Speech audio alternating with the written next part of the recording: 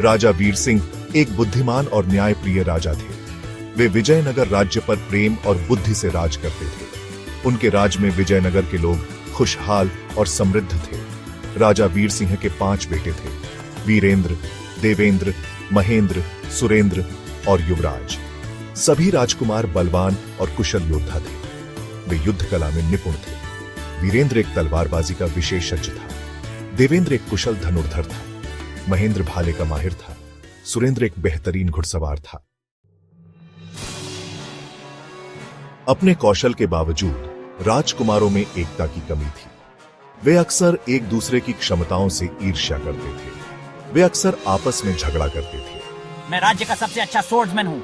तुम्हारी तलवारबाजी मेरे आर्चरी स्किल्स के सामने कुछ भी नहीं है।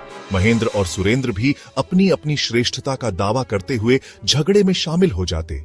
ये झगड़े राजा को चिंतित करते थे। वे एक साथ राज्य कैसे चलाएंगे, वे अक्सर सोचते थे। सबसे छोटा युवराज अपने भाइयों से अलग था। वह बुद्धिमान और शांतिप्रिय था।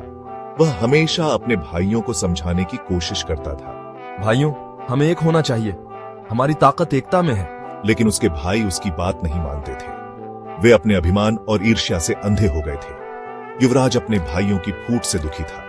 वह जानता था कि उनकी फूट राज्य के लिए खतरा है।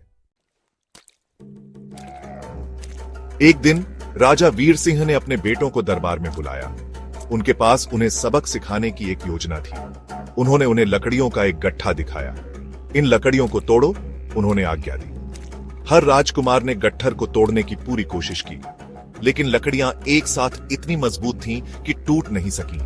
फिर राजा ने लकड़ियों को अलग किया और हर एक बेटे को एक एक लकड़ी दी। अब इन्हें तोड़ो, उन्होंने कहा।